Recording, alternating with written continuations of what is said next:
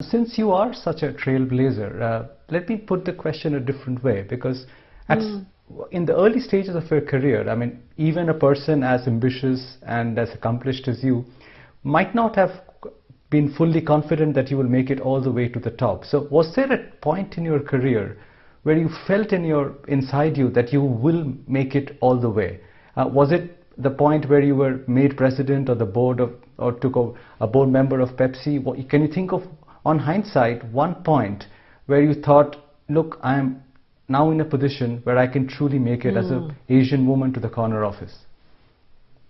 Here's the biggest problem, challenge. If you start off saying, I want to be CEO, and you put yourself on that trajectory, trust me, you'll be more obsessed with that next job to become CEO than doing the current job very well. Because, you know, hunger and ambition are great, but when you're really got your whole life's plan mapped out in terms of where you want to get to, hunger and ambition overtake doing the current job very well. In my case, I did not have a long-term plan to be CEO. Remember, I had no role model who'd gotten there before me, another woman, immigrant woman, person of color.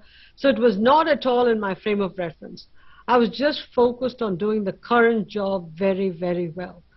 And even when I got a promotion, when I was promoted to be CFO, my first reaction is, do I really need this promotion at this point? There's so much to do in my old job.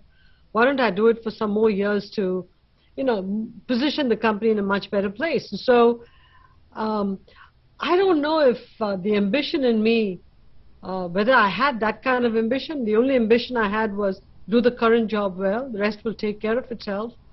So I wasn't blinded by the ambition and worried about the next job and the next job and the next job. And that would be my advice to all of the young people coming up. Focus on the job you're doing. The next job will take care of itself. And one thing led to another. When I became president, Udayan, I realized that I was being groomed for something big, but there were other people being groomed too for something big. There were many of my peers who could have all been CEOs of PepsiCo. In fact, they represented the ideal CEO of PepsiCo, because the last 4 CEOs before me were all a certain ilk. And the other people being groomed were all of the same ilk.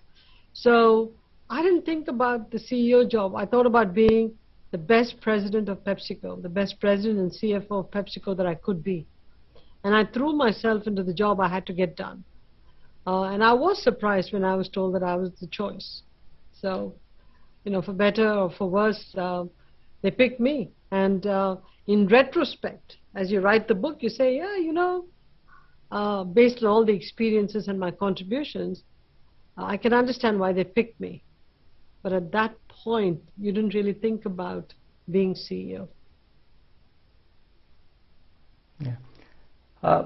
In the book, you also write about an interesting juncture, which I want you to speak about a bit. It's the point where you are offered a job in GE. And given your acumen, it could well have been that had you said yes to Jack Welch on that day, you could have gone on to become the CEO of GE. How do you look back at that point? I mean, would you say that's an important fork in the road for you, or almost a turning point, your choice of Pepsi over GE? I mean, forget CEO ambitions for the moment.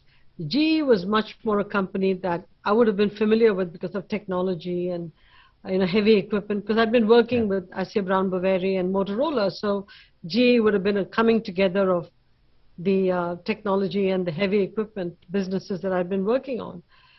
But in coming to PepsiCo, I picked a corporate culture that I fell in love with over an industry that I was comfortable with. In many ways, I picked an institution over an individual, because GE was all about Jack Welch. PepsiCo was about a corporate culture. Everybody I met was youthful. Everybody I met was welcoming. Not that GE was not, but PepsiCo was even more so. And there was a humility and a a desire to have somebody like me in the senior levels at PepsiCo that CEO Wayne Calloway so eloquently described to me, that I came for the institution, not for the individual. And I think that made all the difference. Yeah. Jack Welch was larger than life at that point in time, but the CEO who seemed to have made some impression on you in later years was Steve Jobs. And there is a part in the book where you recount your meeting with him. There are some funny instances about what he says about cutting down the sugar output in PepsiCo, but what did you come away with from having met Steve Jobs? You know, Steve was one of the many CEOs that I met, and most of the CEOs I met, to be honest with you, impressed me and, you know, gave me something to think about. In the case of Steve Jobs, it was about design.